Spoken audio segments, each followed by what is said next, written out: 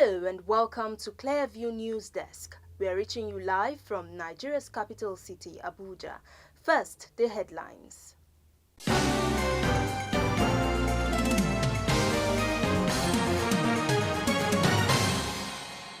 Donald Trump appoints Holman as the man to effect mass deportation of illegal immigrants from the United States. Ahead of Tuesday's swearing-in of Okpeolo as the new governor of Edo State, outgoing governor Obaseki is being accused of frustrating peaceful transfer of power.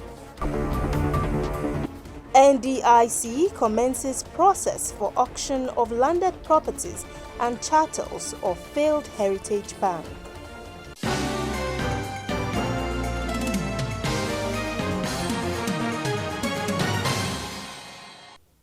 I'm Gloria Atta with these and more. Welcome.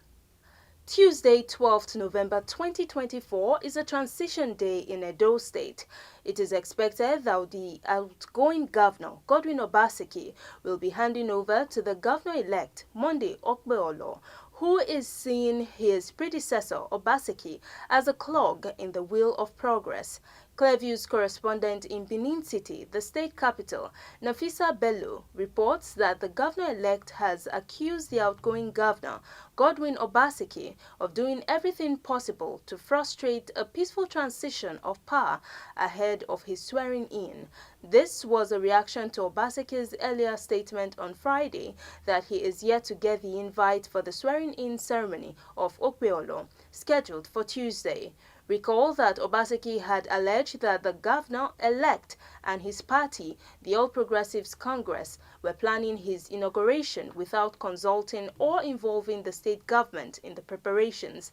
The governor condemned the planned action, which he said was lawless. Reacting, Okpeolo slammed Obaseki, describing his utterances as reckless. According to him, such a statement should not be coming from a man who has yet to place a call to congratulate his successor long after the election has ended. The statement has therefore urged Edo people to disregard Obaseki's statements and support the incoming administration of Senator Okpeolo to remedy the many wrongs of this government. Continuing, Okpeolo stated that Obaseki had not been seen in the government house 72 hours before his official departure from office. Meanwhile, outgoing Edo State Governor Godwin Obaseki has been spotted in Lagos, contrary to claims by Governor-elect Senator Monday Okpeolo that Obaseki had fled Nigeria. This information comes from sources who informed Clearview News Desk of the sighting on Sunday evening. Godwin Obaseki has been the governor of Edo State since 2016. His initial election was under the All Progressives Congress (APC), but he later joined the People's Democratic Party (PDP). Okpeolo is expected to be sworn into office on Tuesday, meaning that Obaseki will lose his immunity. Obaseki last week said he heard that the Economic and Financial Crimes Commission (EFCC) was planning to arrest him after the expiration of his tenure as governor. Information from the camp of the governor-elect says Obaseki is trying to push out different narratives in order to distract the public, adding that his antics will not work. And away from Edo State, the recent calls for the scrapping of the EFCC have continued to gain momentum as 16 state governors filed a suit at the Supreme Court challenging the legality of the establishment of the country's anti-graft agency, the Economic and Financial Crimes Commission (EFCC). Against this backdrop, the Director of Public Affairs in the EFCC, Wilson Uwujaren, had alleged that the push for the scrapping of the agency came as a result of the governor's claim of being at the receiving end of the unpleasant effect of the anti-graft agency's activities. In this special report, Clearview's Imefonokon sought the opinions of Nigerians on the issue if the country can survive without the EFCC. The calls for the scrapping of the EFCC has continued to trigger debate among stakeholders, as 16 governors across the country are seeking the scrapping of the anti-graft agency. The state governors had filed a suit challenging the legality of the laws establishing the agency, relying on the fact that the Constitution is the supreme law and that any law that is inconsistent with it is null and void. However, the agency had accused the governors of trying to derail the EFCC's efforts at combating corruption, which has continued to become a huge issue of concern in Nigeria. The question is, can Nigeria survive without EFCC? You cannot tell me one man will have almost 100 billion for what, and people are suffering, and you want to scrap the people who can fight for that? That's not normal. You understand that? That's not normal. Any person who brought such advice should be bring to custody. You know, they have to cross-check the person. But okay, what do you want to bring now to check? Is it police? Is it army? No, now these people, that is their job. Before EFCC was brought on board, at least Nigeria has been surviving. They already brought EFCC so that they can, scrap corruption, control, activities of money laundering and thereabouts. So, to my own point of view, with EFCC, without EFCC, already there's corruption in Nigeria.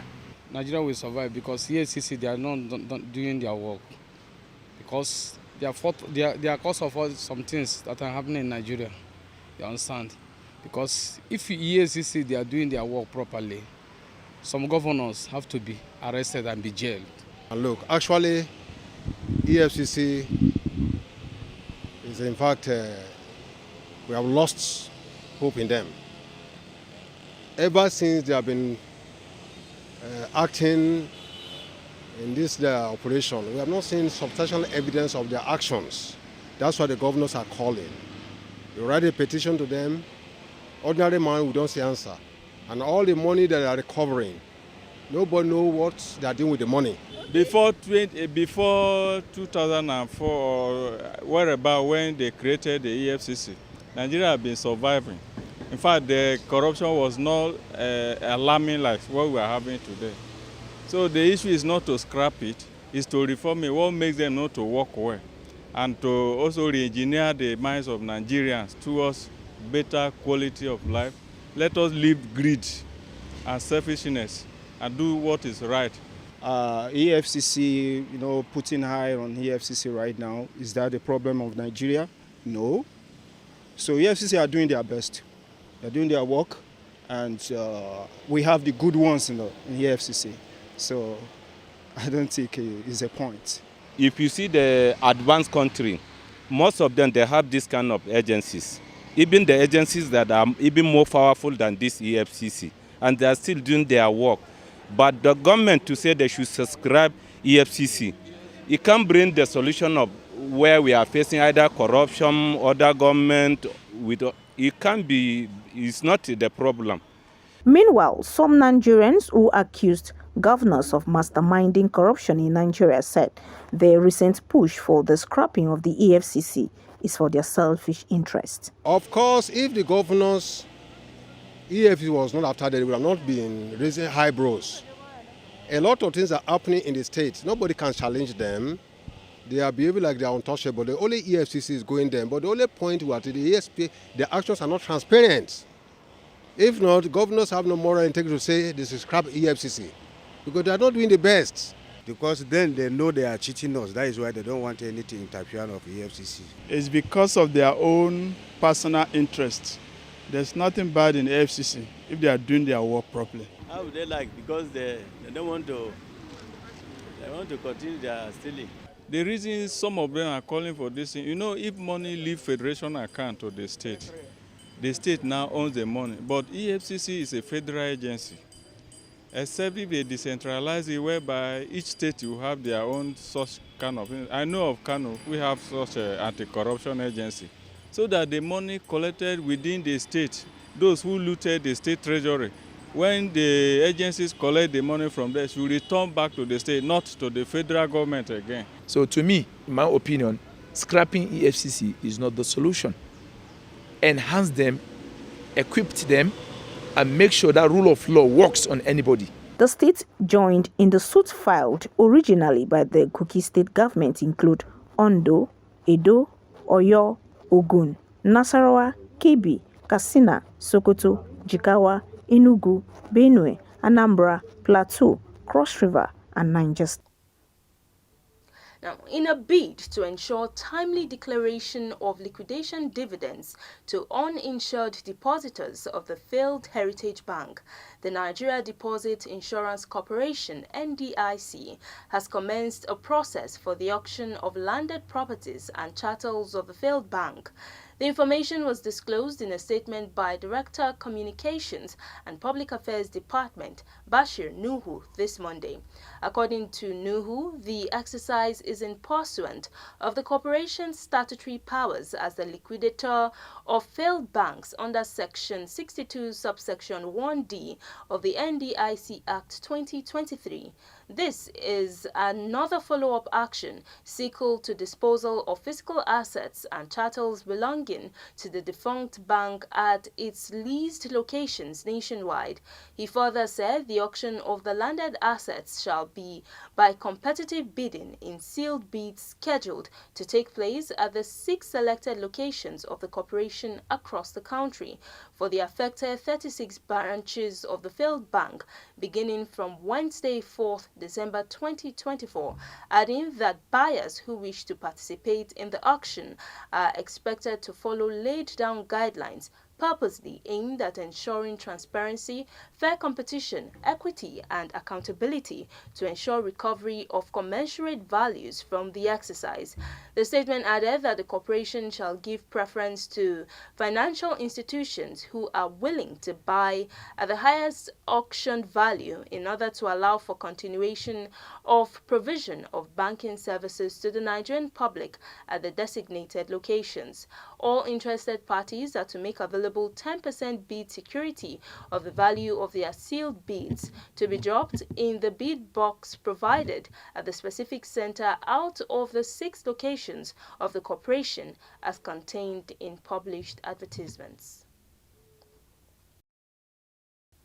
Journalism is one of the many professions held in high esteem due to the glamour that comes with the practice, especially television and radio.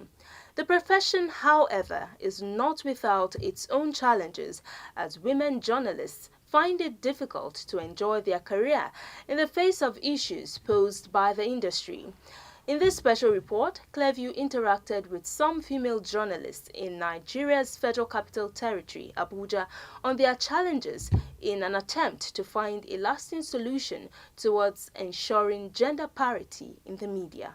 Journalism is one of the many professions held in high esteem due to the glamour that comes with the practice, especially television and radio. The profession, however, is not without its own challenges, as women journalists find it difficult to enjoy their career in the face of issues posed by the industry. In male-dominated societies like Nigeria, female journalists are confronted with the challenges of religious and cultural limitations that further strengthen existing gaps between the male and the female genders.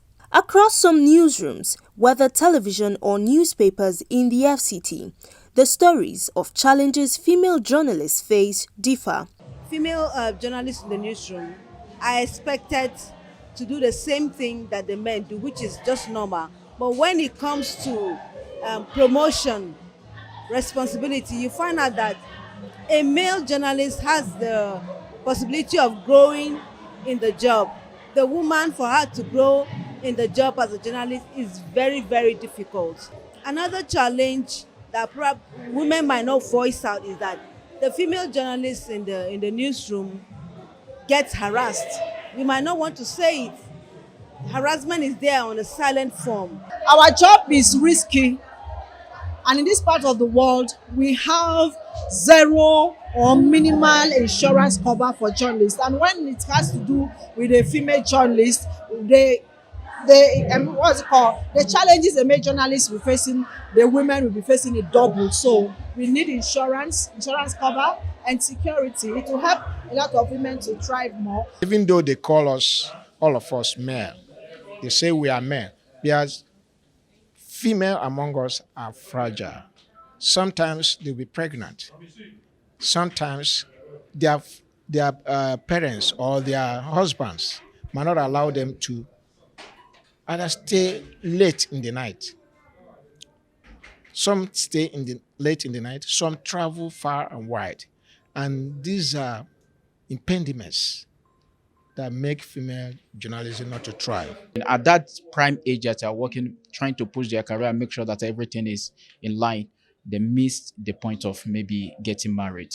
So what will now become the issues now? After maybe 30 to 40 something years now, the husbands are not coming for you. You have dedicated most of your time for journalism. It is a different story for some others who say these challenges only exist in the mindset of the individuals involved. For journalists like Ruth Agweli, a seasoned broadcaster in one of the leading news stations in the country, although these limitations and challenges tend to show their ugly heads, they can be managed through strong will, determination, and the right mentorship platforms. There's no difference being a woman or a man. And I believe in developing yourself. You don't just stay static. You try to expand. So you have to be diverse if you want to stay relevant. And that's where consistency comes to play. A lot of people go take jobs that they cannot fit in because they don't know how to do those jobs. In journalism, you don't have that room. For instance, if you are a reporter, you go cover an event for 3 hours, you are expected to summarize in 3 minutes. You must pick out what will become news. So if you're not good, you can't do that. Now, if you are also not very good, right? You can't cast news if you're made a newscaster, okay? Whether female or male. So for me, I don't look at it as a gender thing. That's why we're called gentlemen of the press. If you're good in the media, you would excel. Despite global efforts and commitments made in establishing gender equality and improving the position of women in the media since the adoption of the Beijing Declaration and Platform for Action in 1995 sections G and J, the most recent global media monitoring project shows that media content is far from gender sensitive and is often presented from the male-dominated perspective. How then can we rewrite the narrative and improve the conditions of female journalists in Nigeria? I must tell you that it is sad that there is no law that protects journalists today. There's none. And we have continued to appeal, to the lawmakers. We must have to be deliberate about this and support efforts by the Nigerian press organizations. I believe that media organizations can ensure the protection of female journalists in and outside of the newsrooms against any forms of abuse, harassment, stereotypes, or violence when they regularly set up awareness creation and training opportunities for female journalists to understand the dynamics of these issues and how they tend to manifest, to spot harassment, to stop any form of abuse and violence, and how they can safely and strategically report the same. One is harassed in the place of work, be it male or female, or assaulted in the place of work. Result can be heard to the police. But in most cases, there are even administrative disciplinary actions for assault. Once the administrative aspect is taken, and the person being assaulted is satisfied with the decision, well, maybe compensation could even be part of it. Dismissal could be part of it. In spite of these challenges, women are not relenting in their efforts to get to the top and desired positions like their male counterparts. Female journalists are aspiring to improve their status and to resist the culture of stereotype, which has been the bane of the industry, by embracing areas that had been traditionally occupied by the male, such as hard news, crime, and politics.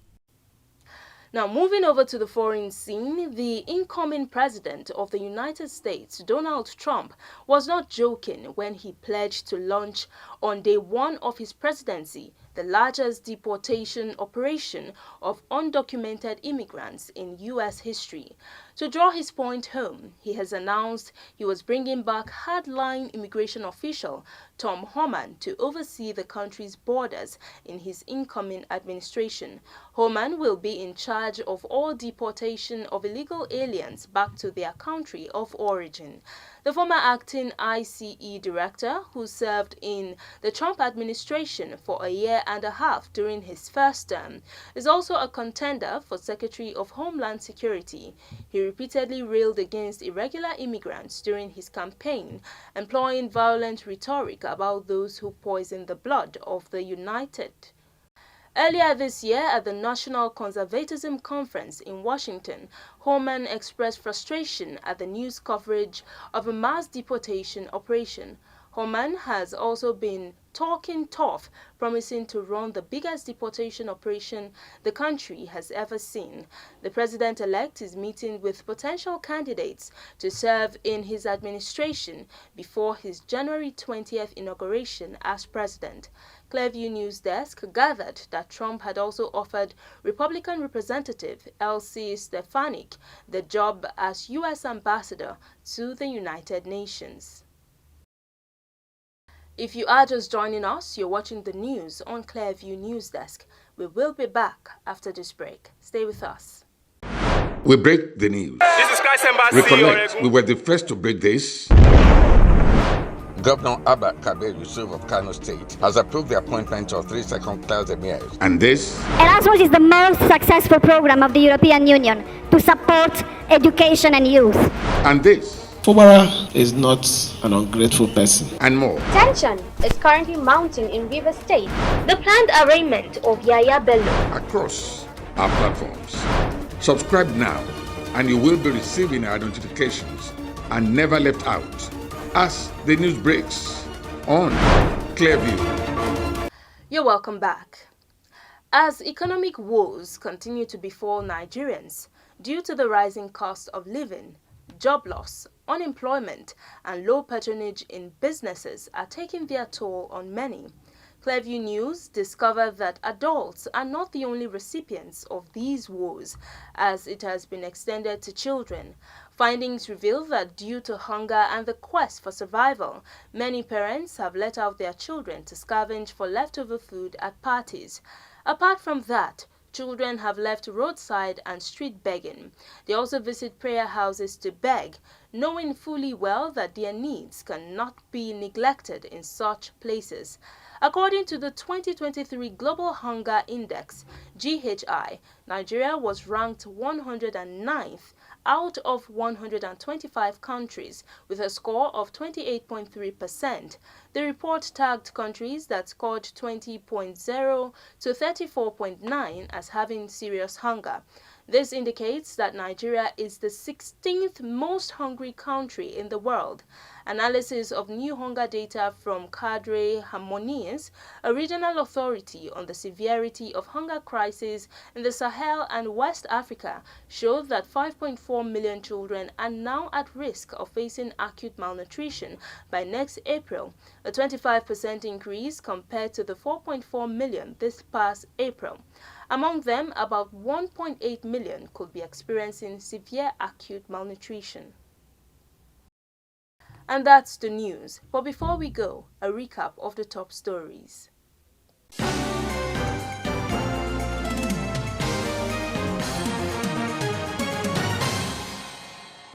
The incoming president of the United States, Donald Trump, has announced he is bringing back hardline immigration official Tom Homan to oversee the country's borders in his incoming administration. Tuesday, November 12, 2024 is Transition Day in Edo State, as it is expected that the outgoing governor, Godwin Obaseki, will be handing over to the governor-elect, Monday Okpeolo, who is seeing his predecessor, Obaseki, as a clog in the wheel of progress.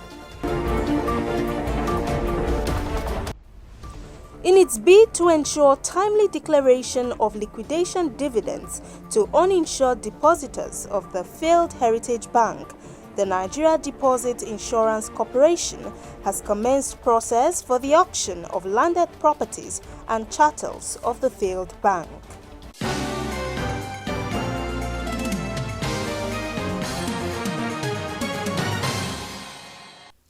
You can follow up on latest events and happenings around you via our social media platforms on Facebook, Instagram, and YouTube at Clearview News Desk, or via our handle on X, formerly known as Twitter, at Clearview Online.